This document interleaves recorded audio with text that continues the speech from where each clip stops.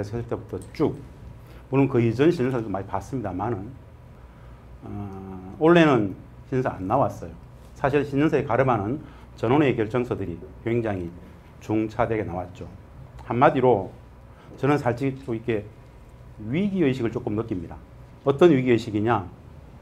북측은 그냥 빗대서 말씀드려보겠습니다. 북측은 제2의 고난의 행군을 할 용단을 내렸다. 엄혹한 질서가 예상이 된다. 실질적인 정면 충돌로 갈 수 있겠다라는 생각을 합니다. 근데 우리가 진짜 잘하면, 남북미 3자간 중에 우리가 진짜 잘하면 오히려 이 위기를 기회로 만들 수 있겠다. 이런 생각들을 처음 쫙 읽어보고 나서 가졌던 생각입니다. 두 번째 읽고 나서는 굉장히 면밀한 분석이 필요하겠다는 생각이 들었었는데요. 신년사에 준하는 전원회의 결정서 그것만 분석하지 않겠습니다. 지난 한 3년을 쭉 한번 맥을 짚어드리고 왜 이 상황이 왔는지, 그리고 왜 이 전원회의 결정서가 나왔는지, 진짜 중요한 것, 그 전원회의 결정사항에서 나타나는 북측의 의도된 표현들이 향후 2020년을 어떻게 규정할 것인지를 이야기를 좀 드릴 겁니다. 그리고 결국 마지막에 우리는 무엇을 할 것인가, 이렇게 될 텐데요. 많은 사람들은 이번 전원회의 결정서를 보면서 왜 신년사가 아니었을까 이런 이야기를 하는데, 제가 보기에는 그냥 신년사하고 가름에도 관계가 없을 정도로 거의 흡사합니다. 그 정도로 신년사가 아닌 전원회의 결정서가 나왔다는 이야기는 이 현 상황이 굉장히 좀 중차대하다, 이렇게 봐도 무방할 것 같습니다. 전원회의가 1년에 2번 열렸던 해가 원래 지난 2019년 처음입니다. 그리고 전원회의 결정서로서 신년사를 가름했던 적이 70년 역사 속에서 딱 한 번 있습니다. 1956년 상황인데요. 1956년은 북측의 전체 역사 속에서 굉장히 중요한 해입니다. 여러분들 그 천리마 운동 들어보셨죠? 천리마 운동이 나왔던 해가 1956년 상황입니다. 당시에 중공업 우선 정책을 수정하는 과정 속에서 엄청난 종파투쟁이 있었죠. 그거 정리하고 8월 전원회의 끝나고 12월 전원회의 하고 1957년 신년사 하지 않고 그 전원회의를 내용으로 가름을 했었던 적이 있습니다. 그리고 독특하게 전원회의를 이틀 이상 했던 적이 딱 2번 있습니다. 1990년하고 지난해 2번입니다. 그만큼 굉장히 좀 엄혹한 정세 속에서 북측은 조선노동당 중앙위원회 전원회의를 했다, 이렇게 보시면 되겠습니다. 전원회의, 뭐 사실은 조선노동당 당 대표자회의가 있죠. 그 다음에 전원회의가 있습니다. 전원회의는 주로 뭐 전체 당 대회에서 위원, 후보위원들을 선출합니다. 대의원들 비슷합니다. 선출하고 약 한 200~300명 되는데요. 이번에는 참관자까지 포함해서 한 1000명 정도가, 어마어마하게 많은 사람들이 직접 참여를 했습니다. 그 이야기들인데요. 네, 그래서 조선노동당 전원회의 분석과 2010 정세 전망, 이렇게 한번 잡아봤습니다. 제가 오늘 여러분들에게 소개할 내용들인데요. 왜 이거 하는가? 마지막에 있는 우리는 무엇을 할 것인가? 이것을 도출하기 위해서 이야기를 합니다. 꼭 제가 드리고 싶은 이야기가 있습니다. 제가 늘 말씀드린 것 중에 하나가 북맹입니다. 북맹. 70년 분단 체제는 말입니다. 이 70년 분단 체제는 우리 사회에 북맹을 일반화시켰습니다. 북맹으로부터 자유로울 수 있는 사람은 없습니다. 진짜 북을 모른다는 이야기입니다. 다 모른다는 이야기입니다. 북을 모르기 때문에 남북관계가 분석이 실패합니다. 북을 모르기 때문에 북미관계도 분석이 실패합니다. 북중관계 마찬가지. 북을 알아야 남북관계도, 남북미 관계도, 북중관계도, 한반도 질서, 동북아 질서 전체를 조망할 수 있습니다. 근데 북맹이기 때문에 대부분의 분석들은 실패합니다. 안타까운 이야기지만 2018년 4.27 판문점선언, 9.19 평양선언, 그 엄청났던 퍼포먼스 이후에 1년 8개월 지금 현재까지 왜 우리는 엄청난 정책 실패를 하고 있을까요? 미국 때문일까요? 저는 우리 정부 정책 담당자들의 인식의 오류 내지는 분석의 실패가 직접적인 원인이라고 봅니다. 남 탓할 문제가 아니에요. 북미 관계 분석이 안 된단 말입니다. 미국은 좀 알아요. 북을 모르기 때문에 북미 관계 분석이 실패했고 현재 이 참혹한 교착 상황, 완벽한 남북관계의 뭐라 그럴까요? 누군가는 남북관계는 완벽히 몰락해 있다 이렇게 얘기합니다. 참혹한 이야기죠. 여하간 간에 북에 대한 기존 이 인식의 오류, 한계들이 현재 교착 국면의 실질적인 가장 직접적인 원인이다. 이렇게 봅니다. 이 무엇을 할 것인가를 도출하기 위해서 기존의 남북미 최초의 그 전략적 상황인식들을 한번 말씀드릴 겁니다. 북은 최근에 어떤 이야기를 계속했는지, 트럼프 대통령이 어떤 이야기를 했는지, 우리는 어떤 이야기를 했는지, 그 전략 상황인식을 먼저 보고 잠시 있었던 2년간 대장정 먼저 잠시 볼 겁니다. 하고 나서 2019년 평가할 수밖에 없습니다. 지난 한 해. 왜 이 교차가 왔는지. 그것을 타개하기 위해서 북측이 이것을 내놨습니다. 전원회의. 저 내용을 보고 결국 우리는 무엇을 할래? 아주 단순한 이야기를 할 겁니다. 먼저 남북미 전략과 상황 인식인데요. 북을 먼저 보겠습니다. 진짜 내용 많죠. 단순합니다. 지긋지긋한 70년 전쟁 상태를 종식시키고 평화협정 체결해서 한반도를 실제로 평화로 만들겠다는 것. 물론 이 이야기는 우리 사회의 보편적인 상식에 있는 호시탐탐 적화야욕을 노리는 나쁜 북한의 평가하고는 완벽히 다른 이야기입니다. 북측의 국가 전략, 70년간 전쟁을 유지하고 있는 이 상황이 모든 비정상의 근원이다. 전쟁 상태를 종식시키고 전쟁의 상대방인 미국과 평화협정 체결해서 한반도의 실질적인 평화를 구현하겠다. 그리고 경제 번영하겠다. 단순합니다. 우리는 꼭 인정할 수 있어야 됩니다. 뭐냐? 전쟁은 끝나지 않았다는 것. 국제법적으로 북미는 여전히 전쟁 중이라는 것. 그 매일매일이 북측에게는 비정상적인 상황입니다. 저 전쟁이 안 끝났기 때문에 북측은 미국으로부터의 일상적인 제재 봉쇄에 갇혀져 있는 겁니다. 미국으로부터 일상적인 제재 봉쇄를 받는 매일매일이 북측은 비정상인데 미국이나 우리는 그걸 정상으로 생각합니다. 엄청난 인식의 간극이 있죠. 역지사지 입장이 필요하단 말입니다. 이걸 폐기하고 싶어 합니다. 정상화하고 싶어 합니다. 그런데 보십시오. 지난 30년을 한번 보겠습니다. 지난 30년. 북한 핵문제 역사. 대화와 협상을 통한 평화협정 체결 전략이 있었습니다. 누가 했죠? 김정일 국방위원장은 미국하고 대화와 협상을 하면 평화협정을 체결할 수 있다고 봤습니다. 완벽히 실패했죠. 94년 제네바 협정, 베를린 선언, 북미 공동권익회. 제가 몸담았던 참여정부 시기에 있었던 육자회담 2005년 9.19 공동성명 2007 13 합의 또 마찬가지입니다. 김정일 국방위원장은 진짜 북측하고 대화를 해서 협상을 통해서 평화협정을 체결할 수 있다고 봤습니다. 완벽히 실패했어요. 이 5번의 모든 합의들, 초긴장처럼 다 부정했던 것은 미국이었죠. 김정은 국무위원장은 국무위원장 되기 전부터, 제1부위원장 되기 전부터 확고한 인식을 갖고 있었습니다. 사실은 김정일 국방위원장 말기 때부터 나옵니다. 미국과의 대화와 협상을 통한 평화협정 체결 전략은 성립이 되지 않는다. 자신들이 북측이 실질적으로 핵무력을 완성해야만 미국은 자신들을 평화협정 체결의 파트너로 인정할 것이다. 일상적인 군사적 공포감의 이 비정상성을 넘어가기 위해서는 진짜 미국이 조선과 북측과 평화협정을 체결하려면 미국 스스로도 전쟁이 안 끝난 상황 속에서 미국 스스로도 전쟁의 공포감을 가져야만 스스로의 필요에 의해서 평화협정 체결의 장에 나올 것이라고 봤습니다. 어땠습니까? 가지게 되었습니다. 트럼프 대통령은 최초로 싱가포르에 나왔죠. 결국 북핵 문제의 원인은 말입니다. 북한 핵 문제의 원인은 한마디로 미국의 대북 적대 정책의 원인입니다. 북이 핵을 갖고자 하는 이유, 북이 핵을 갖고자 했던 이유, 전쟁을 위해서, 안보를 위해서, 평화를 위해서. 그들은 단호 이야기입니다. 평화협정 체결, 즉 평화를 위해서 가졌다고 얘기하죠.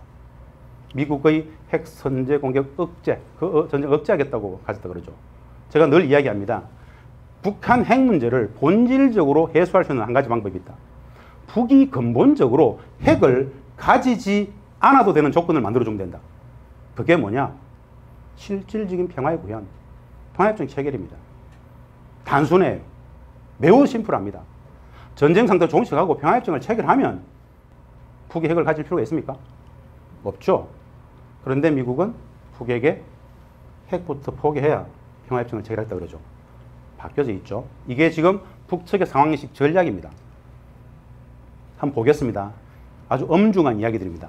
2015년 상황부터 말씀드리겠습니다. 북측의 대미 군사전략 핵 전략입니다. 이거 굉장히 의미 있는 이야기인데요. 2015년 전성절 7월 27일 날 김정은 위원장이 직접 구두로 기념사를 했어요. 이건 북의 대미 상황인식입니다. 북이 미국을 어떻게 보는가에 대한 상황인식이 아주 적나라하게 나와 있습니다. 이렇게 이야기했어요. 미국과 보병청을 갖고 싸우던 50년은 다르다. 미국이 원하는 어떠한 전쟁 방식에도 다 상대해줄 힘이 있다. 미국이 핵을 쥐고 우리를 위협 공갈하던 시대는 영원히 종식되었다. 미국이 우리에게 더 이상 위협과 공포의 존재가 아니라 도리어 우리가 미국에게 가장 큰 위협과 공포인 것이 현실이다. 여러분들은 우리는 이것을 알까요? 이걸 공갈 협박으로 봅니까? 실제하는 무력으로 봅니까? 몰라요. 본 적이 없어요. 우리는 북을 모릅니다. 완벽히. 이게 진짜이면 어떻게 되죠? 그해 이수용은 이렇게 얘기했어요. 제네바 건축회의에서. 이제는 우리도 미국을 억제할 수 있고 필요시 선제 타격도 할 수 있다. 뭐죠? 핵을 가졌다. 가졌기 때문에 선제 타격 할 수 있어. 할 수 있기 때문에. 왜? 전쟁 중이기 때문에. 전쟁이 안 끝났기 때문에. 국제법적으로 전쟁 중이기 때문에 우리도 때릴 수 있다 이거죠. 북미 관계는 전쟁이 안 끝났기 때문에 사전 선전 포고 없이 상대방을 때릴 수 있습니다. 실제로 그런 거예요. 물론 그런 일은 없습니다. 그러나 이론적으로 가능하다는 이야기입니다. 왜 이런 이야기를 했겠습니까? 미국에게 군사적 공포감을 조성을 해야죠. 평화협정 체결의 테이블에 나오게끔 강제해야 되겠죠. 자, 이것이 우리가 포크를 칠 때 뻥카라는 이야기 아닙니까? 뻥카?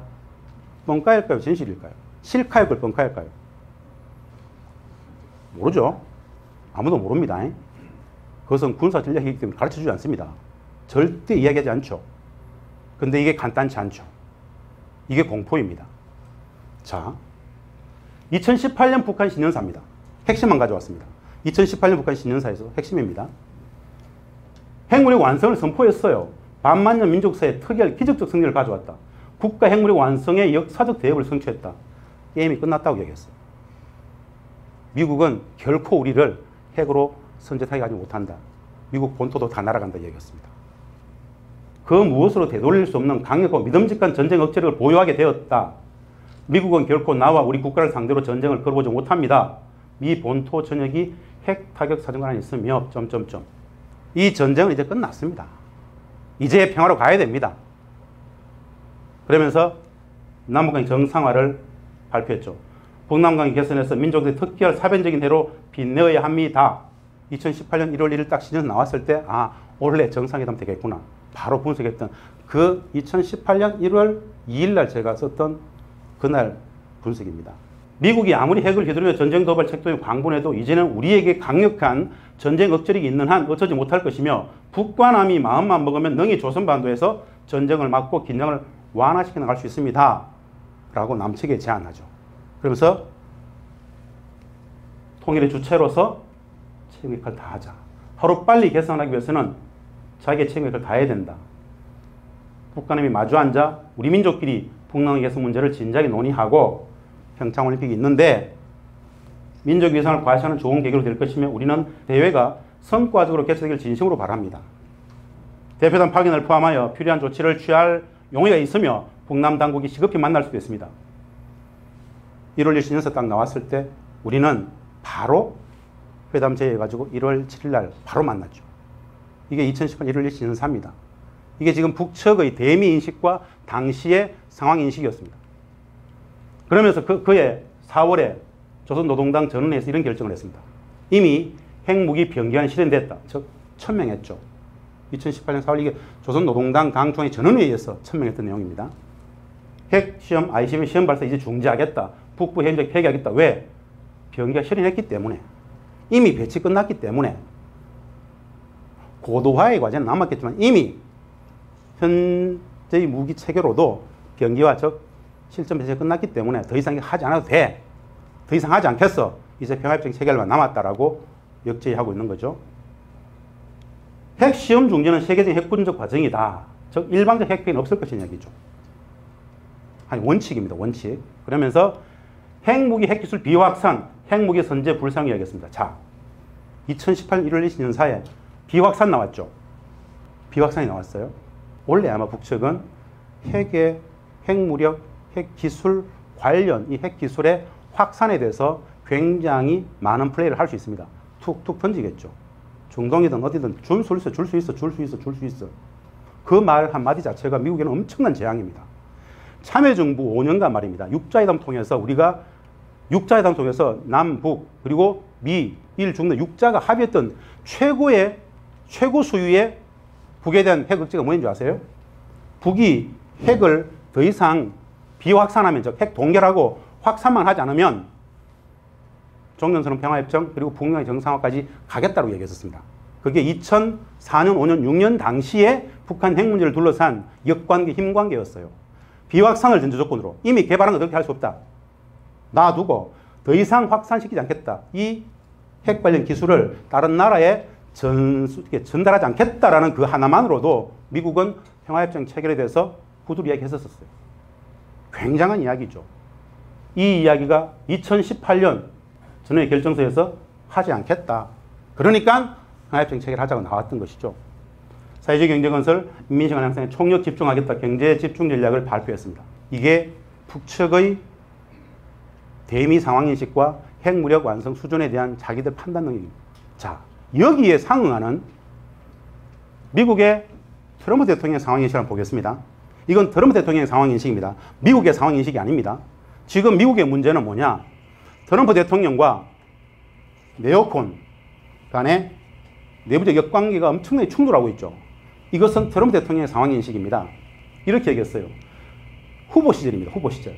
수십 년간 세계의 치안을 유지하는 데 엄청난 돈을 쓰고 있다. 우리는 세계의 경찰을 원하지 않고 있다. 우리 자신의 치안을 유지하기를 원한다. 후보 시절 공약 이런 게 있습니다. 다른 나라 문제를 더 이상 가져가지 않겠다. 더 이상 세계 경찰이 아니다. 전쟁 계속하고 외국의 군대를 주도시킬 돈이 없다. 미국을 다시 사는 데 힘을 쏟겠다. 전통적인 미국의 대외 전략과 완벽하게 다릅니다. 그래서 공화당 대통령 후보가 나왔음에도 불구하고 공화당 출신의 전직 국무장, 국방장은 대부분 힐러리 클린턴에게 다 줄 섰었죠. 이단입니다, 이단. 미국의 국내 정치에서는 나와서는 안 될 사람이에요. 그런데 나왔어요. 이 트럼프 대통령과 현재 미국의 국내 정치의 주도권을 잡고 있는 네오콘, 군사목합체 그들과의 힘겨루기가 현재 교착 국면의 한 축이기도 합니다. 이렇게 얘기했습니다. 트럼프 대통령 이야기입니다. 괌에서 폭격기를 출격해가지고 폭탄 투하 후에 귀환 훈련 반복 미친 짓이다. 난 엄청난 비용이 드는 그것에 반대했다. 우리는 괌에서 출격시켜서 6시간 반 동안 날아가가지고 폭탄 떨어뜨리고 이걸 왜 하는지 모르겠다 도무지. 미친 짓이다. 이게 트럼프 대통령이 이거 오래된 인식입니다. 아주 오래된 인식이에요. 대통령 되기 전부터 10수년 전부터 늘 이 이야기를 사업가 트럼프는 늘 했었습니다. 경멸한다 이렇게 얘기했었어요. 누구를 위한 전쟁이냐? 누구를 위한 전쟁 훈련이냐? 저건 미국의 국익이 아니다. 미국의 네오콘들, 군수산업가들 그들의 배만 불리는 것이지 미국 전체 국익이 아니다라고 단호하게 얘기했었어요. 그랬기 때문에 트럼프는 늘 융단 폭격의 대상입니다. 북은 핵실험 중단뿐 아니라 탄도미사일 엔진 공략을 부수고 있다. 사실은 김정은 국무위원장하고 만날 수 있는 시간이 진짜 많았죠.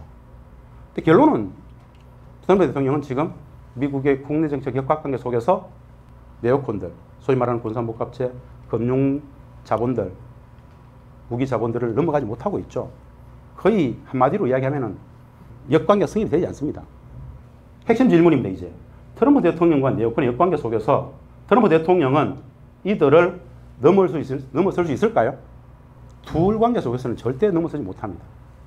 다른 변수가 있어야 됩니다. 다른 변수. 그 변수가 바로 북측의 변수이고 우리의 변수입니다. 왜? 평화의 문제는 남북의 문제이거든요.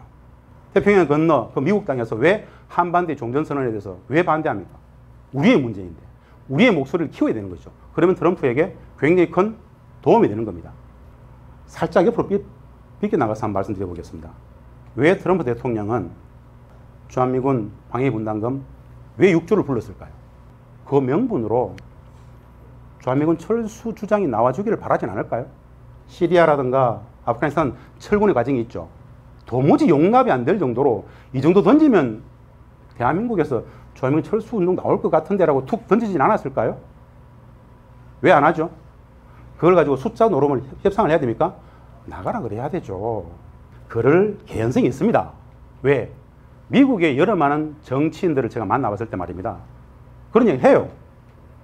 왜 당신들은 주한미군 철수를 이야기하지 않느냐?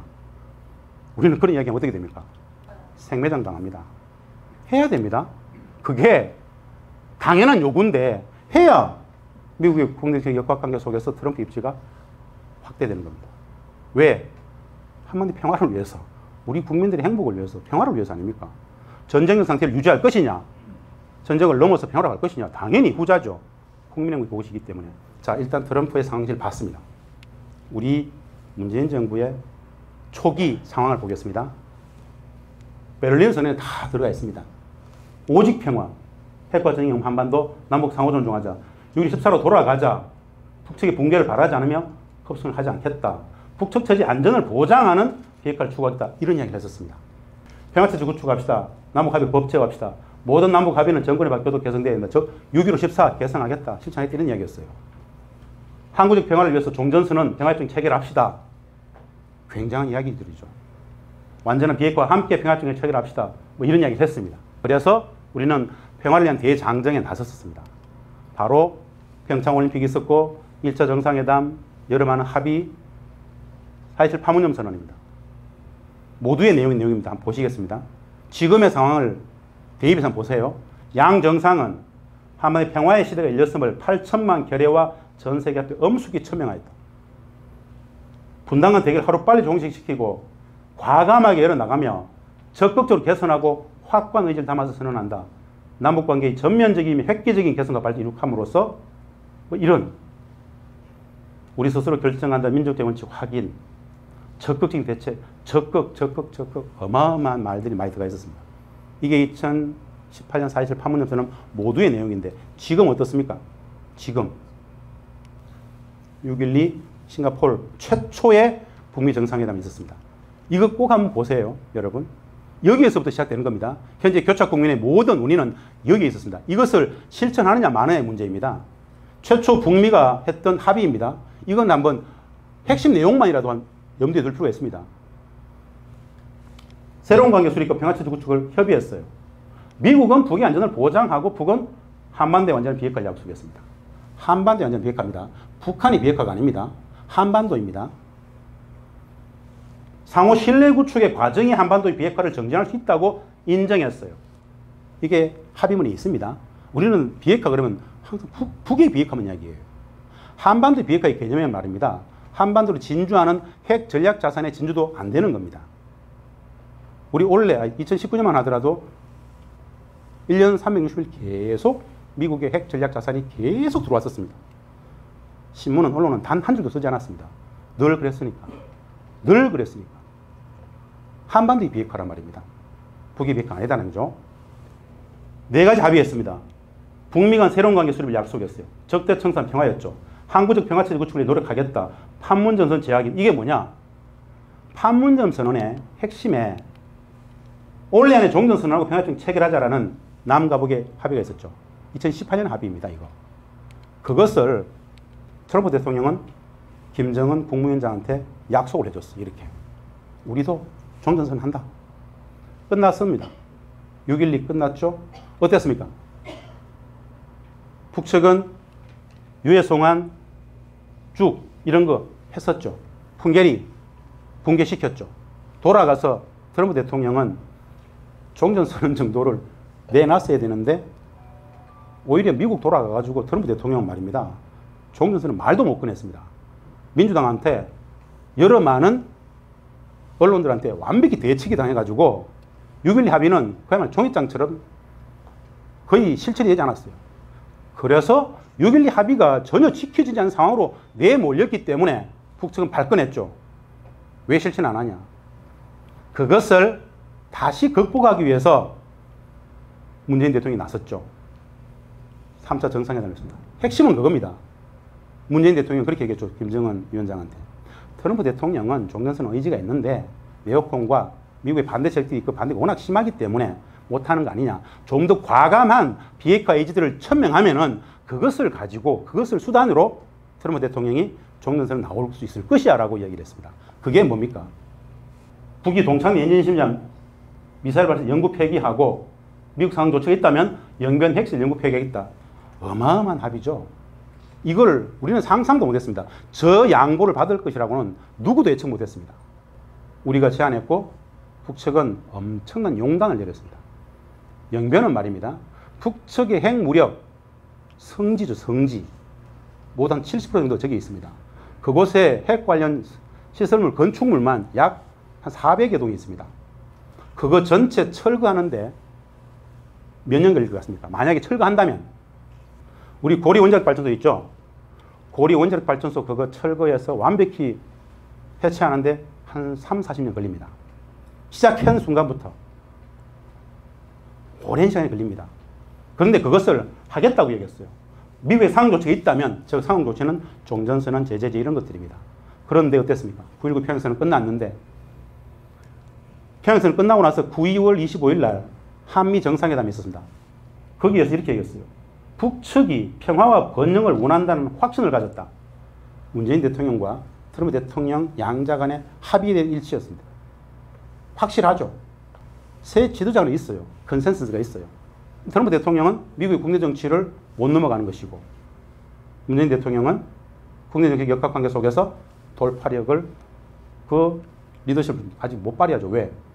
미국의 70년 분단 체제 속에서 한미 관계 속에서 그 역학관계가 워낙 촘촘하기 때문에 돌파가 안 되고 있죠. 9.25 때까지만 해도 이랬었습니다. 이후 잃어버린 4개월이 있습니다. 남북관계 완벽한 퇴보. 2018년 10월부터 2월 하노이 회담 결렬까지 우리가 꼭 알아야 될 게 있습니다. 한미 워킹그룹이 가동되기 시작했죠. 잘 아셔야 되죠.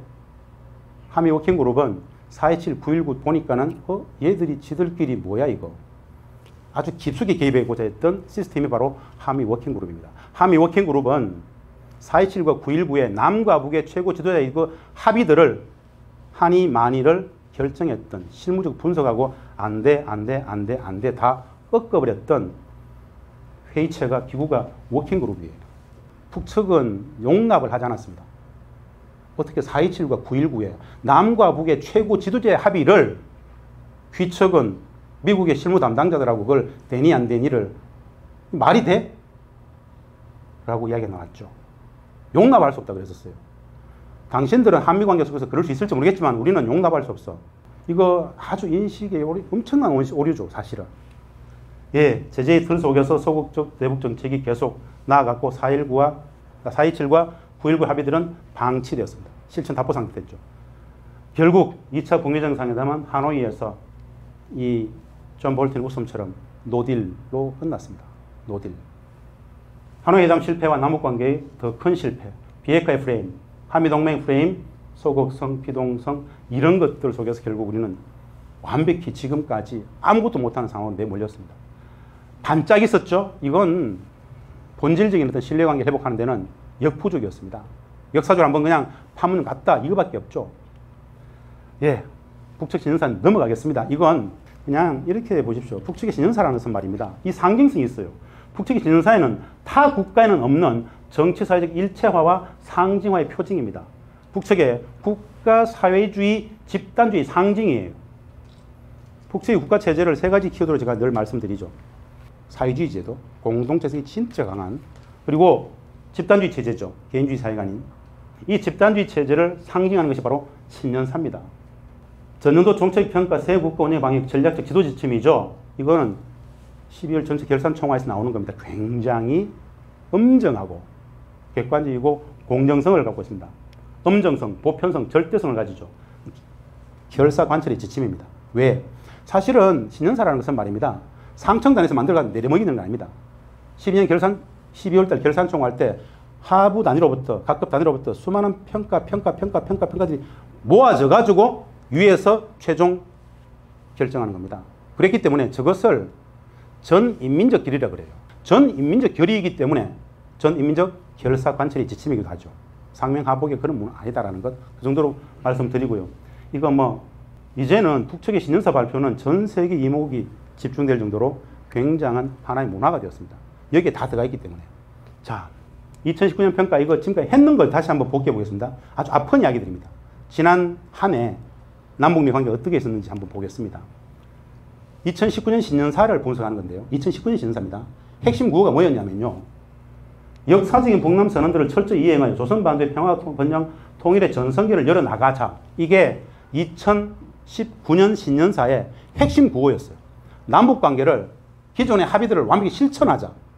라고 했는데 하나도 못했어요. 아무것도 못했어요. 주요 기준은 이거였습니다. 전면 획기적인 남북 개선을 하자. 평화체제 구축 이제 확고하다. 그러면서 북미 회담 의지가 있지만 제재 봉쇄가 지속된다라면은 새로운 선택 가능하다라는 이야기를 이미 2019년 1월 1일 신년사에서 북측은 내놨었어요. 즉 6.12 싱가포르 회담을 했는데 미국을 보니까는 도무지 트럼프 대통령이 저 네오콘들을 못 넘어갈 것 같아요.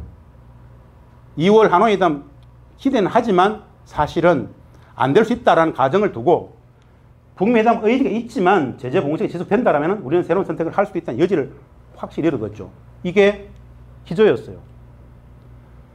우리한테는 확고하게 평화체제 구축, 전면 획기적인 남북 개선 이런 것이 과제였고 미국의 관계 속에서는 좀 대면했단 말입니다. 근데 어땠습니까? 남북 관계는 한 발짝도 못 나갔고 미국과의 관계는 예측했던 대로 딱 한계에 봉착했죠. 총평이었습니다. 이건 제가 1월 3일 날 신년사를 보고 2019년 1월 3일 날 신년사를 보고 썼던 내용인데요. 사회주의 경쟁에서 전력한다. 남북합의 철저 이행으로 남북 평화의 전성기를 열자. 그리고 북미 관계 기조를 유지하겠지만 큰 진전 없어도 자립 경제를 통해서 돌파하겠다. 뭐 이런 식으로 썼었어요. 그러면서 당시에 뭐 자립 경제, 자립 경쟁, 자립 자강력 주체, 자립 자강 이걸 굉장히 강조했던 내용들 분석했었습니다. 남북관계 관련해서 우리한테 아픈 겁니다. 2019년 신년사 중에서 가장 많은 부분 하냈던 중에 하나가 남북관계인데요. 이렇게 얘기했어요. 아무런 전제 조건이나 대가 없이 개성당과 금강강 관광을 재개할 용의가 있다라고 표명을 했었습니다. 유일한 제안이었었어요, 우리한테. 2018년 1월 1일 신년사에서 유일한 제안이 뭐였었냐면요. 평창 올림픽에 참가할 용의가 있다 해서 평창 올림픽 오고 4.27 9.19 만들었지 않습니까? 2019년 유일한 제안은 개성금강산 열 용의가 있다. 남측에서 자꾸 제재 그러고 미국 눈치 보는데 제재의 원인이 된다라는 그 돈 문제, 우리 아무런 전제조건이나 대가 없이 할 수 있다. 돈 안 받을 수 있다라는 이야기였어요.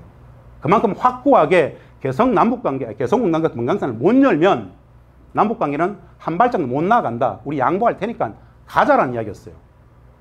1월 1일 신년사에서 이게 나왔었습니다. 그런데 우리는 지금까지도 개성공단 관련된 재개를 어떻게 할 것인지 공식적으로 북측에 실무협상도 제안하지 않았어요.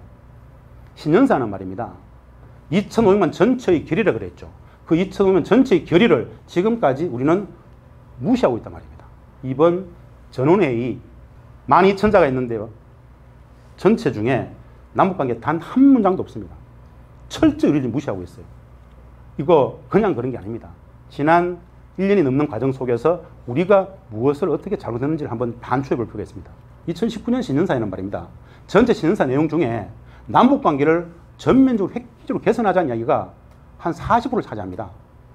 근데 하나도 된 게 없어요. 이번 노동당 조정의 전원의 결정서입니다.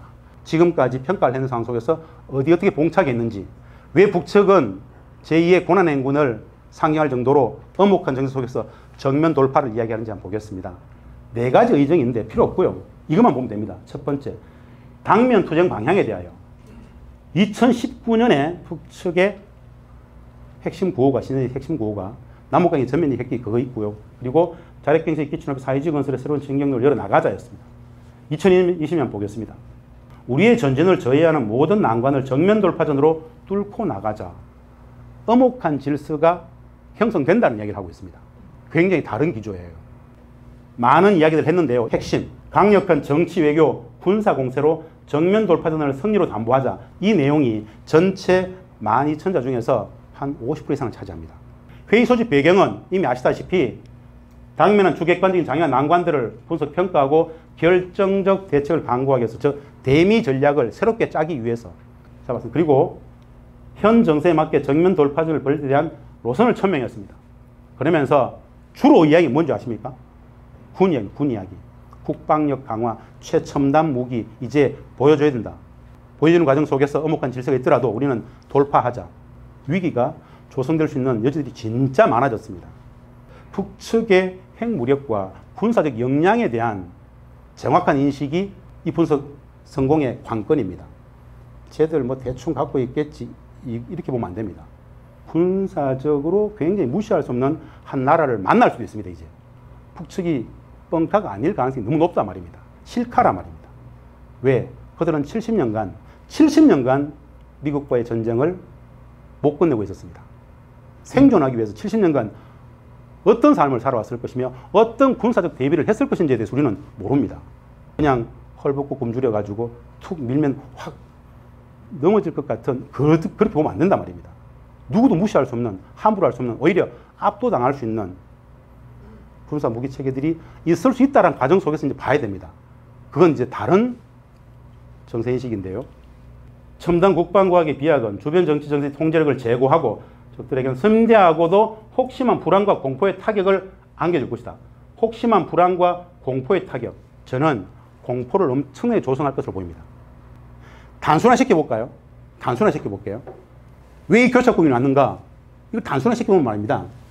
북은 대화 협상이 아닌 실제로 자기들이 가지면 전쟁적 상황에 있는 미국 본토가 맞을 수 있다고 판단하기 때문에 평화협정 체계를 나올 수 있을 거로 봤어요. 그런데 안 나와요. 트럼프는 하고 싶은데 네오콘은 반대해요. 왜 반대하죠? 그냥 무시 전략이에요. 인정하지 않겠어. 인정하는 순간 어떻게 됩니까? 미국 본토가 자다가 맞을 수 있다는 것을 인정하는 순간 평화협정을 체결해야 되잖아요. 논리상 그런 거예요. 거의 늘 아니다 그래요. 아니야.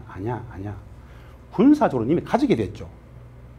일방적인 무시 전략을 넘어가기 위해서는 딜레마가 있어요. 이제 진짜 보여줘야 돼요. 너희들 안 믿는다고? 보여줘야 돼요. 보여주는 것은 감당할 수 없는, 감당이 되든 안 되든 뭔가 파국이죠. 그건 누구에게 재앙일 것인가 이제 고민해 봐야 됩니다. 마지막 남은 카드입니다. 방법이 있긴 있어요. 알게 해주는 방법. 소위 말하는 군사적 무력 시위를 하지 않으면서 그 실력을 보여주는 방법. 뭘까요? 이게 이제 과제입니다. 정세분석입니다. 보십시오. 대미 관계가 나옵니다. 미국의 본심은 대화 협상의 간판을 걸어놓고 흡진갑진하면서 저들의 정치 외교적인 이속을 차리는 동시에 제재를 계속 유지해서 소모 약화시키는 것. 이렇게 얘기하고 있죠. 이게 북측이 바라보는 미국의 작전에 대한 이해입니다. 명확합니다. 사실은. 맞죠. 흡진갑진한 이 뜻은 뭐냐면요. 중얼중얼 그냥 흥정하는 것 하면서 실제로는 아무런 액션도 취하지 않는 것. 말만 하는 것. 이런 겁니다. 건강에 미국이 또다시 대화 타령 횡설 수설하고 있지만 이것은 사면초의 처지에서 우리가 정한 연말 시한부를 무난히 넘겨 치명적인 타격을 피할 수 있는 시간벌이를 해보자는 것일 뿐 명확한 인식을 하고 있죠. 이거 뭘 갖고 오라는 이야기예요. 셈법. 대안을 갖고 오라는 이야기예요. 시간 끌지 않겠다는 이야기입니다. 이런 표현을 냈습니다. 아주 여러분들은 이런 표현이 처음이실 분데 우리는 이제 이걸 많이 봅니다. 이제껏 우리 인민이 당한 고통과 억제된 발전의 대가를 깨끗이 다 받아내기 위한 충격적인 실제 행동으로 넘어갈 것이다. 결산하겠다는 얘기를 많이 했었습니다. 결산. 우리는 이 결산이 뭔지를 몰라요. 왜? 북미 관계를 못 봤지 않습니까? 북측은 미국에게 오랫동안 조미 관계 역사 속에서, 근 100년의 역사 속에서 미국에 받을 게 많다고 이야기합니다. 우리 입장에서는 그게 뭘까? 아예 몰라요. 그 자체를. 오랫동안 얘기했던 이야기인데요. 이렇게 썼어요. 경제 건설에 유리한 대외적 환경이 절실히 필요한 건 맞지만은, 사실이지만 목숨처럼 지켜온 우리의 존엄을 팔 수는 없다. 조미 대결은 자력갱생과 제재와의 대결로 압축된다. 미국은 계속 제재를 할 것이다. 우리는 자력갱생하겠다. 그걸 압축된다는 이야기고요. 이렇게 썼습니다. 정면 돌파전을 강해야 합니다. 정면 돌파전은 우리 혁명의 당면 힘으로 보나 전망적인 요구로 보나 반드시 수행해야 할 시대적 과제입니다. 정면 돌파를 이번 이 전체 내용에서 몇 번 얘기했냐면 25번 얘기했습니다. 정면 돌파를. 이렇게 썼어요. 모든 당 조직과 일꾼들은 정면 돌파전에 매진해야 합니다. 그러면서 핵심 구를 딱 하나만 했어요. 핵심 구를 딱 하나만 선정했죠. 아까 말씀드린 것 같이 우리의 전전을 저해하는 모든 난관을 정면 돌파전으로 뚫고 나가자. 이제 이 정면 돌파전이 어떻게 나올 것인가 궁금하죠. 정면 돌파는 어떻게 해야 되죠? 궁금하다는 겁니다. 그것이 위기를 만들 수 있는 굉장히 큰 요인인데요. 정면 돌파전을 위해서 정치, 외교적, 군사적 담보를 강조했습니다. 이게 이제 올 한 해 벌어지게 될 평화협정 체결, 그리고 한마디 비핵화, 그 협상의 과정 속에서 나타날 북측의 여러 많은 것들을 유추할 수 있는 그런 부분인데요. 정면 돌파전에서 승리하자면 강력한 정치, 외교적, 군사적 담보가 있어야 합니다. 국가의 자주권과 안전을 보장하기 위한 공세적 조치를 취할 때 대한 강령적 과업을 제시했다고 그랬어요.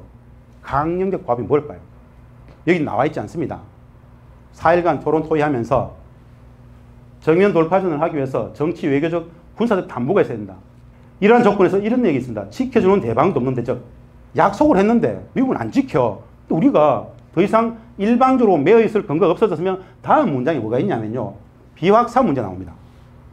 핵 전파 방지, 그것도 지킬 의무가 없어. 이런 낭이 나옵니다. 이 이야기는 그거 다시 카드로 꺼낼 수 있다라는 이야기도 되겠죠. 무적의 군사력 보유 계속 강화할 것이며 전략무기 개발 사업 더 활기차게 밀고 나가야 앞으로 계속 나온다는 이야기죠. 우리가 지금까지 보지 못했던 것들이 좀 있습니다. 이렇게 썼어요. 이제 세상은 곧 멀지 않아 조선이 보유하게 될 새로운 전략 무기들을 목표하게 될 것이다. 저걸 이제 보게 되는 순간 이제 감당이 되겠는가라는 생각을 해보는 겁니다. 분석에 나옵니다. 저걸 감당할 수 있을 것인가. 그러면서 이렇게 썼습니다. 미국이 적대 정책을 끝까지 추구한다면 비핵화는 영원히 없을 것이라는 것. 적대가 철회되고 항구적인 공고한 평화가 구축될 때까지 전략무기 개발을 중단 없이 계속 줄게 진행해 나갈 것임을 단호히 선언한다 그랬어요. 이게 전원회의의 결정입니다. 결정. 당적 체계 결정.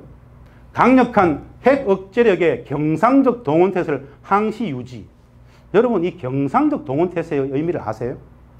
우리는 잘 안 쓰는 단어예요. 북측에 계신 분들은 그렇게 이야기를 하죠. 정상적 동원태세라는 것은 유사시에 전군이 자기 맡은 적에 딱 앉고 모든 무기 체계를 정상 가동할 수 있도록 딱 하는데 5분의 시간이 주어집니다. 이게 정상적 태세입니다. 5분 정상적 태세. 이 경상적 동원 태세는 뭐냐? 항상 방아쇠에 손이 걸려 있는 겁니다. 엄혹한 고난행군처럼 이미 자기들은 정면 돌파하기 위해서 실질적인 준전시 상태에 지금 들어가 있다는 이야기입니다. 들어간다는 이야기입니다. 여러분 혹시 로켓맨 이야기 나왔을 때 김정은 국민장이 내 테이블에는 미국 본토를 때릴 수 있는 버튼이 항상 있다 그랬죠. 누르면 되잖아요. 이게 경상적 태세예요. 물론 당시 트럼프 대통령은 나는 더 큰 버튼이 있다 이야기를 했었는데요. 이게 이런 걸 이렇게 써놨어요. 직접 이렇게 천명해놨어요. 굉장히 좀 엄혹한 정세들이 북 내부적으로 동원태세가 굉장히 엄혹하게 유지될 것이라는 이야기입니다. 이렇게 엄혹한 질서를 쭉 갈 것이다. 허리띠를 졸라매고 객관적 조건이 아무리 어렵더라도 주관의 힘으로서 객관을 압도할 정도로 우리는 열심히 갈 거야. 그러기 위해서 어떻게 됩니까? 반사회주의, 비사회주의 현상을 쓰는 투쟁, 도덕기관 확립, 내부 단속을 엄청나게 강화한다는 이야기죠. 그리고 노동당의 강화, 영도를 제고해야 된다. 뭐 이런 이야기를 했습니다. 자, 엄혹한 질서가 앞으로 펼쳐지겠구나. 이건 북측의 의지를 천명했습니다. 의지가 아니라 거의 뭐 지도지침이죠. 결사관철의 하나의 강령적 지침입니다. 평가 전망인데요. 이미 이제 아십니다. 북측의 전통적 국가 목표는 사회주의 강국 건설이죠. 그래서 이 사회주의 강국 건설을 위해서 전략적 목표는 평화체제 수립과 경제 번영이었어요. 이것을 체제적으로 가능하게 했던 기제는 사상의 주체, 정체의 자주, 경제의 자립, 군사의 자유와 같은 체제적 기제가 있었습니다. 자, 새로운 길은 뭡니까? 엄혹한 전쟁적 상황이 미국의 대북 제재 봉쇄가 유효한 상황 속에서 사회주의 강국 건설로 나아가겠다는 겁니다. 객관적 상황은 뭡니까? 미국의 적대 정책 불변이라는 상황이죠. 해법과 전술 정면 돌파를 해놨어요. 주체로 객관을 극복하자. 조미 대결은 자력 경쟁과 제재의 대결이다. 그러면서 방법은 경제적 자력분과 자력 번영인데 실질적으로는 정치 외교력 군사력을 돌파하자라고 합니다. 전망은 뭡니까? 국제 외교전이 굉장히 강화될 것이다. 대미 첨단 군사력이 엄청 강화될 것이다. 긴장은 고조될 수밖에 없다. 특기사항은 남북관계 남측당국 한마디 언급도 없습니다. 완벽한 공백입니다. 더 이상 기대할 것이 없다? 내지는 실망감일까요? 맞죠. 맞는데 그렇기 때문에 우리가 어떻게 움직이느냐, 우리가 어떻게 하냐에 따라서 이 정세를 바꿀 수 있습니다. 아무런 기대도 하지 않겠다는 거예요. 지난 1년 8개월 봤을 때 완전히 제껴버렸어요. 요만큼도 기대할 것이 없다. 미국의 뒤에 숨어 있다라고 보죠. 그런데 우리가 역할을 하게 되면 이 질서는 바꿀 수 있죠. 위기는 기회를 가져갈 수 있겠죠. 그래서 말씀드리는 건데요. 자, 북미 갈등의 본질은 뭡니까? 평화협정과 비핵화 협상의 본질입니다. 평화협정 체결을 통한 평화체제 수립이냐, 전쟁의 분단체의 유지냐, 비정상적 정상을 종결할 것이냐, 북미의 정상화를 위한 이게 비정상적 전쟁 종결과 북미의 정상화를 위한 북측의 노력과 전쟁의 유지, 분단 유지 전략의 충돌입니다. 즉 트럼프가 아닌 70년 분단체제, 한미 동맹 관계 속에서 미국의 냉전적 세계 질서를 재편했던 그들이 한반도의 평화 질서를 반대하고 있기 때문에 이것을 트럼프 대통령이 못 넘어간다는 이야기죠. 단순해요. 이 대립의 구도는. 그러면 우리가 선택해야 될 것은 뭡니까? 평화협정 체결이죠. 평화의 질서를 만드는 것. 우리가 남북미 3자 관계 속에서 주체적 상수로서 우리는 평화협정 체결 전략을 강도 높게 요구해야 됩니다. 북측의 새로운 길은 미국의 태도에 달려있다. 즉 평화협정, 북미의 정상화, 미국의 전략적 회피가 지금까지 이어졌는데 군사적 긴장, 위기 일상화의 지역 범주가 만약에 한반도가 아닌 미국 본토가 된다면 어떻게 됩니까? 한반도를 둘러싼 위기가 아니라 미국 본토까지 실질적으로 포함되어지는 일상적 군사적 긴장이라면 간단치 않은 상황이 초래됩니다. 북측은 이것을 이제 내놓을 거예요. 정면 돌파의 방법입니다. 정치 외교력과 군사를 돌파한다 그랬죠? 만약에 이제 가정입니다. 제가 던져보는 내용들입니다. 세계적 수준의 핵무력 ICBM 첨단 전략무기 보유한 거대 군사국가가 출현하면, 깨고 나오면 사실 우리 이 정도 갖고 있다. 어떡할래? 저는 그 가능성은 거의 없다고 봅니다. 안 내놓을 거예요. 마지막까지. 전략무기이기 때문에. 그런데 다 공개하지 않고 상상이 되지 않는 전략무기들을 툭툭 몇 가지씩 흘리기 시작한다. 상상만으로 이제 공포가 되는 겁니다. 그래서 핵 보유국의 공공연한 지위를 바탕으로 핵 전쟁 억제 대미 군사력 강화를 지속한다. 즉 첨단 무기를 시연한다. 이게 예상되어집니다. 예를 들어서 이런 거죠. 첨단 국방과의 비약은 주변 정치 정세의 통제력을 제고하고 적들에게는 심대하고 혹시나 불안 공포에 타격하는 공포를 조성했다는 이야기죠. 미국의 국민들에게. 미국의 국민들이 이제 당면해야 될 위기입니다. 이제 세상은 곧 멀지 않아 새로운 전략을 보게 되기 시작했죠. 두 번째, 정치 군사 측면에서 중국, 러시아와 정통 외교관이 강화한다. 이건 뭐 뻔한 이야기입니다. 쿠바, 베트남, 중동, 남미, 아프리카 등 반제 반미 외교 엄청 강화하겠죠. 저 여러 많은 나라들은 북측의 핵 기술을 받을 수도 있겠죠.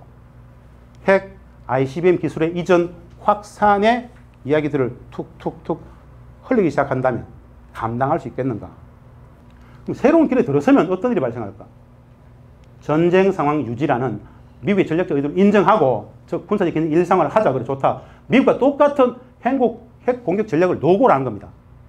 너네들은 우리를 계속 일방 때릴 수 있어? 우리도 할 수 있어 라고 하면서 이 전략 무기가 하와이든 괌이든 미국 본토를 진짜 넘어서 대서양에 떨어지면, 아니면 대서양을 넘기는 방법에 있어서 알래스카 쪽으로 돌려가지고 대서양까지 때려버리면 앞에 아무것도 없고 말입니다. 그냥 로켓만 날리면 알래스카 넘어 대서양 간다라면 어떤 일이 발생할까요? 전쟁이 날까요? 전쟁은 없습니다. 큰 전쟁은 없습니다. 전쟁이 나면 다 죽기 때문에 절대 안 넘어가죠. 감당할 수 있을까요? 그 정도의 공포? 미국 본토를 넘어갔어요. 예를 들어서 2017년도 영국의 왕립연구소가 발표했죠. 북측이 계속 화성 14, 15 쏘는 거 보니까 저거 고각 발사의 높이로 봐서 거리로 봤을 때 단순 계산해 보면 저거 잘 쏘면, 평양에서 쏘면 미국 본토를 넘어서 대서양 런던도 맞겠다라는 이야기를 한 적이 있죠. 이걸 앞에 핵탄 실지 않고 그냥 로켓만 날린다고 하면 늘 넘어가는 일본은 뭐 늘 이미 기정사실이고 미국의 본토를 넘어서 대서양에 떨어지면 어떤 일이 발생할까요? 만약에 날린다면. 요격도 안 되고. 그러면 말입니다. 제가 보기에 지난 100년에 미국의 세계 지배 전략의 한 축이 사라지는 겁니다. 핵, 우산, 핵 다 없잖아요. 게임 끝이라고 볼 거예요. 재앙적 결과죠. 그럼 미국은 북을 때릴 수 있을까요? 인류의 멸망이에요. 우리가 감당할 수 없는 거예요. 그걸 볼 것이냐 말 것이냐 이런 거죠. 새로운 길 속에서 극한적인 대립까지 간다라면 인정 안 해주면 말입니다. 그러면서 저는 이렇게 봅니다.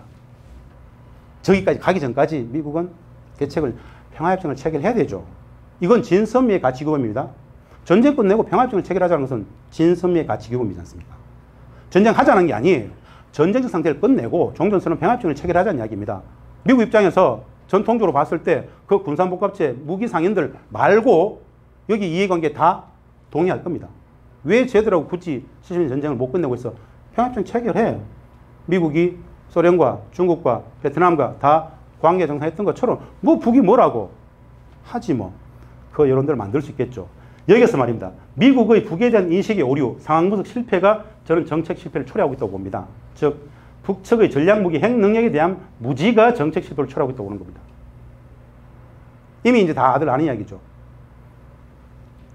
1990년대 말에 파키스탄의 핵기술 설계도를 넘겨준 나라가 어디입니까? DPRK예요. DPRK. 우리가 단순히 이걸 모른다고 할 겁니까? 저게 진짜 사실이면 추정컨대 파키스탄은 150개 정도가 핵탄두 있다고 이야기하죠. 북은 저 무기 체계와 저 기술 설계도를 넘긴 북은 어떻습니까? 표시를 맞고요. 이 무지가 이제 공포고 이 무지가 전쟁적 재앙을 야기합니다. 이걸 인정할 수 있다면 중국이 300개 정도 갖고 있다? 사실 아무도 몰라요. 미국, 러시아, 중국, 영국, 프랑스 5개 상위 미사국의 핵 보유, 핵탄두 보유량은 여러 많은 군 관련 연구소들이 발표를 하지만 다 대외비이기 때문에 어떤 맞지 않습니다. 그걸 누가 공개합니까? 공개하지 않아요. 전략무기는 절대 공개하지 않습니다. 그래서 그 나라들이 얼마를 갖고 있는지 아무도 몰라요. 마찬가지로 북이 이걸 얼마를 갖고 있는지 아무도 몰라요. 이미 그들이 소형화, 경량화, 다양화에 이 선언을 언제 했습니까? 벌써 3, 4년 됐지 않습니까? 현재 북측의 이 핵 전략 무기 체계 수준이 어디에 있는지는 아무도 몰라요. 이것이 공포란 말입니다. 그랬을 때 누르고 제자면 굴러간다? 전혀. 우리가 북을 알잖아요. 저는 이거 문화적 충돌을 봅니다. 뭐냐? 물질, 힘 중심의 서구 문화, 즉 서구적 세계관이 정신, 주체, 인간 존엄, 명분의 북측 문화하고 충돌하는 거예요. 그냥 선을 닦아가지고 때리면 죽겠지? 아니잖아요. 우리는 공맹의 질서가 있어요. 무릎 꿇고 죽기보다 서서 죽기를 원한다. 북이잖아요. 아주 이 명분에 절대 그렇게 한다는 것이죠. 어떻게 될 것 같습니까? 이 상황이 진행이 된다면, 군사적 공포 현실의 최대의 피해는 만약에 제가 아까 다시 말씀드리죠. 미국이 원했던 건 한반도의 군사적 긴장이었어요. 70년간. 북측은 저것을 끌어들일 겁니다. 미국 본토가 위험해. 한반도가 아니야. 더 이상 이 이야기로 하게 될 겁니다. 그래서 ICF 문제가 나온 거죠. 새로운 군사위기, 전쟁 공포 일상화는 누가 최대의 피해를 입을까요? 여기에서 이제 포커를 칠 때 먼저 죽는 겁니다. 평화협정을 체결해야 되냐 말아야 되냐 라고 보는 것이죠. 더 이상 기다릴 것 같지 않아요. 그래서 제2의 고난과 같은 엄혹한 질서를 이야기하고 허리띠를 묶자고 하고 객관적 정세를 탓하지 않겠다. 우리는 주관으로서 주체로서 객관을 극복하겠다고 이야기를 하고 있습니다. 그래서 결론적으로 북은 정치 군사적으로 약속이 이미 아닙니다. 우리가 몰랐을 뿐입니다. 전혀 몰랐을 뿐이에요. 이미 아니었다라는 것. 무엇을 할 것인가? 이제 거의 정리를 할 시간입니다. 평화협정 체결 할 수 있을까? 제가 보기에 트럼프 대통령은 네오콘을 못 넘어갑니다. 북미에 맡겨두면 시간이 더디다. 하지 않을 수 없는 상황의 큰 그림은 우리가 역할해야 됩니다. 우리가.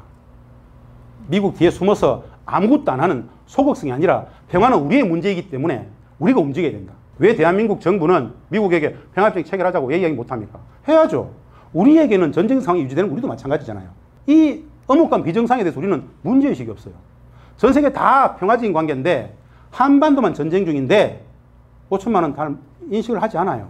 정부의 역할 변화입니다. 중재자에서 주체자로, 즉 핵 문제의 중재자에서 남북 평화 문제의 주체로 역할을 변화하자. 첫 번째입니다. 두 번째, 정책 프레임의 변화입니다. 비핵화의 프레임에서 평화의 프레임을 바꿔야 된다. 즉 평화를 위한 비핵화 아니냐. 비핵화 이야기하지 말자. 평화를 위한 비핵화이기 때문에 평화의 프레임을 바꿔야 된다. 4.27도 9.19도 6.12도 다 평화를 위한 회담이었다. 그렇다면 우리는 실천적인 우리 입장들을 만들어낼 수 있다는 것이죠. 정책 중심축의 변화입니다. 한미 관계에서 남북 관계로, 즉 한미 공조의 제재의 틀에서 남북 공조의 화해의 틀로 전환해야 된다. 시민사회 역할은 뭘까요? 이 정세는 누가 만들었습니까? 이들이 만들었잖아요. 촛불공이 만들었습니다. 정부주도 글쎄요. 한계가 명확합니다. 이 정부주도의 한계성을 시민사회 능동적 주체 참여로서 돌파하자. 즉 열린 시민사회 적극 역할 제거가 필요하다. 자, 정부는 남북협의를 실천해야 됩니다. 시민사회는 남북이 실천하라고 운동을 벌여야 되겠죠.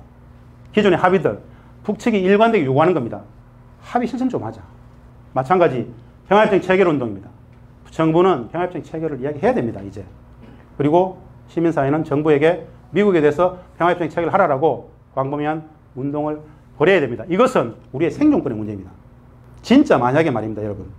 올 2월, 3월에 한미 연합훈련이 다시 예정되어 있습니다. 합니다. 만약에 합니다. 전략무기가 들어오고 했어요. 북이 날려버리면. 탄도 안 싣고 그냥 휙 날려봐요. 날리면 어떻게 될 것 같습니까? 그 이후의 정세를 전망할 수 있을까요? 없어요. 완벽한 무입니다. 무. 모든 것은 예측되지 않습니다. 저는 그 2월, 3월 한미연합훈련 우리 정부가 진짜 생각이 있다면 4월이 총선이죠. 저는 이런 생각을 해봅니다. 총선 앞두고 조선중앙동아 같은 이 보수 언론이 이 냉전적 언론들은 반드시 한미연합훈련을 해야 된다라고 부추길 겁니다. 반드시 안 하면 대정부 투쟁할 거예요. 그 정도로 하게 하고 북측은 거기에 상응해서 한 방 날리기를 엄청나게 바랄 거예요. 한 방이 날아오면 어떻게 됩니까? 선거 없습니다.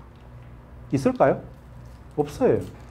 이 프레임이면 지금 저렇게 죽쓰고 있는 저 자유한국당 내가 보기에는 뭐 완벽히 부활하는 겁니다. 이게 분단체제가 70년간 유지되었던 비기잖아요. 북측은 우리 남측의 4월 총선에 대해서 고려할까요? 하지 않을까요? 하지 않습니다. 그런 건 고려하지 않아요. 생각이 있다. 그런 거 아니에요. 그들은 전쟁 중이에요. 그 상황이 오면 제가 보기에는 총선 이후의 전쟁은 없습니다. 그 위기를 지금 우리는 인식해야 됩니다. 그래서 그 위기를 감지한다라면은 지금 우리 정부는 북측에게 이 위기를 넘어가기 위해서 사전 정책을 해야 됩니다. 제안해야 됩니다. 마찬가지 평화경제 실천운동, 즉 평화경제를 해야 되죠. 개성공단 동양관광 재개 이런 것들도 있고요. 개성 당일관광, 관광, 인적 교류 여행은 제재가 전혀 범접할 수 없는 영역이기 때문에 개성 당일관광 같은 경우는 부산에서 KTX 타고 목포 광주에서 KTX 타고 서울역 지나가지고 도라산역 내려가지고 개성 들어가는데 12시 점심이면 들어갑니다. 밥 먹고 나오고 1일 당일 관광을 열어버리는 것. 이거 우리 정부가 마음먹으면 하는 겁니다. 정부가 잘 못한다? 지방정부 시민사회가 하자. 이 정도의 여지를 남북관계에서 만들지 못하면 1월, 2월, 3월 만들어내지 못하면 엄청난 우리가 감당할 수 없는, 물론 미국도 감당할 수 없는 위기로 내달릴 수 있다. 그래서 이런 내용들을 제안을 드렸습니다. 제가 낸 슬로건은 평화협정 체결운동으로 한반도의 평화를 실현하자. 2020년 제 슬로건입니다. 고맙습니다. 감사합니다.